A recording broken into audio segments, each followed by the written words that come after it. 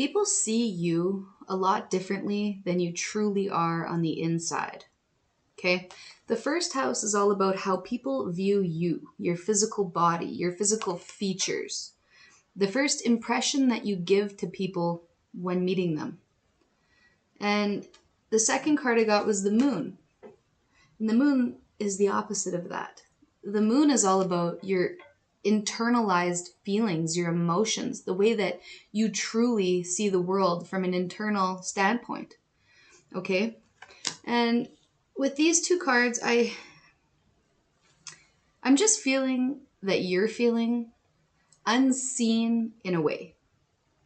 You're very seen, people can see you, but they don't understand the truth and the mystery behind the person that you truly are. They don't understand your personality, your level of spirituality. They don't know how guarded your heart is to a certain extent.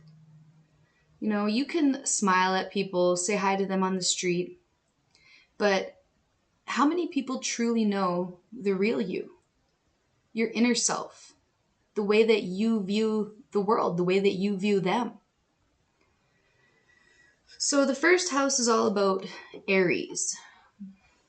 Whenever I pick up the first house, I think of Aries, Mars energy, fiery. So this is how they could see you. They could see you very fiery, very outgoing, very rah, you know, about that rah rah.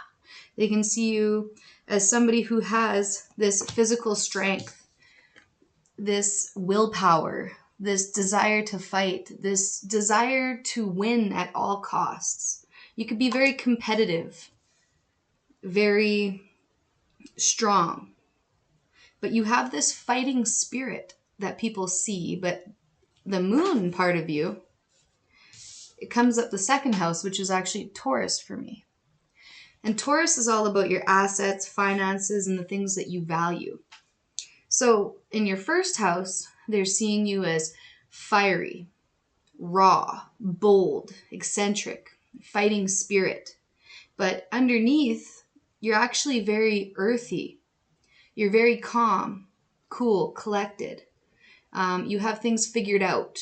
You're very in control of your finances, of your emotions, of your life. So at first glance, people could think that you're maybe out of control slightly, or you just pop off or whatever. But underneath, everything's very like premeditated almost. Like you don't just act brashly. You don't just act a certain way for people. You are acting on your intuition. You're acting on your moon sign. You're acting on your feelings, your emotions, and your thoughts.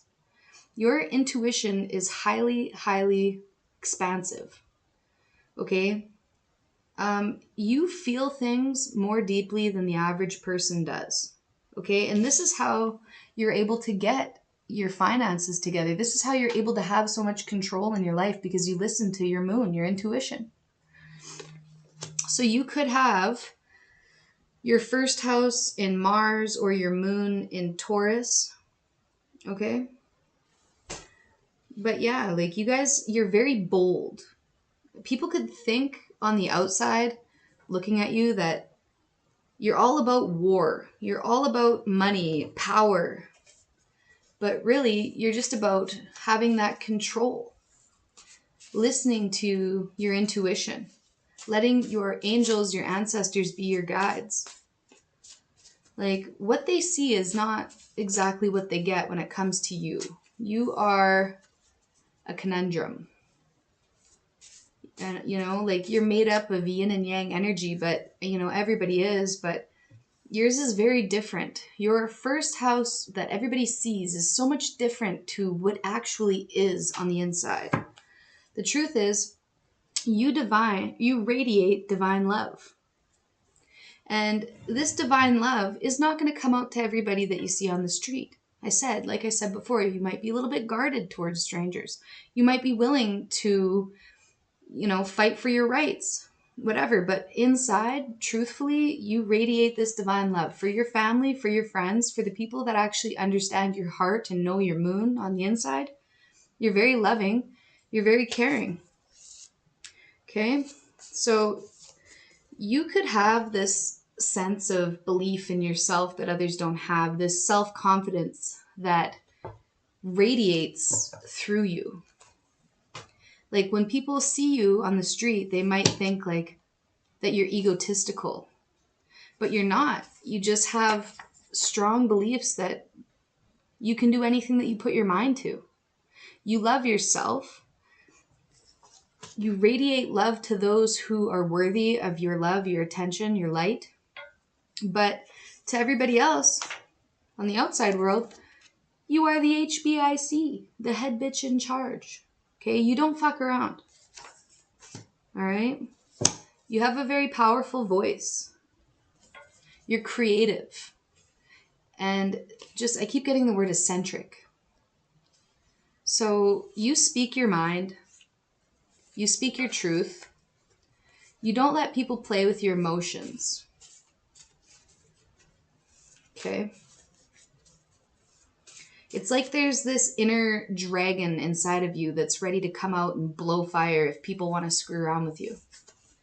And it's a little bit intimidating. Like to the wrong people who can't handle it, you know, that's on them. We got moon medicine. Your moon sign, whatever that may be, is your medicine. So if you're struggling in your daily life, try to tap into that moon sign energy. Look up your moon sign. See what it says about you. You know, you might be doing magic with the moon, like drinking moon water, charging up your crystals, speaking to the moon. You know, oh, it's raining. You could be very emotional too at this time. If you're crying, if you're sad, just know that every time you cry, every time you shed a tear, it cleanses your soul. It cleanses your aura. Okay? So don't be ashamed of crying, ever. Okay? That's funny. What you sow in tears, you reap in rewards. And it's raining like that here right now. What you sow in tears, you reap in rewards. And it's all about money. Look, your money. Like your money is up, honey. Okay? I feel like you guys have been through a lot. A lot of challenging, like, trials. You know? And I don't know if this is just up against people, if this is people always putting you down, always trying to one-up you, always trying to compete with you, always talking about you behind your back, always making you out to be the bad guy, the fierce one, the one that's just gonna blow up. You know, the one that, no, you gotta walk on eggshells around, you know? But really, that's not the case. Inside of you, you're very stable. At your heart, at your core, at your moon, you're very stable. You're very mellow. But if people want to push you and push your boundaries and disrespect you, they're going to get that fire-breathing dragon and they're going to get burnt.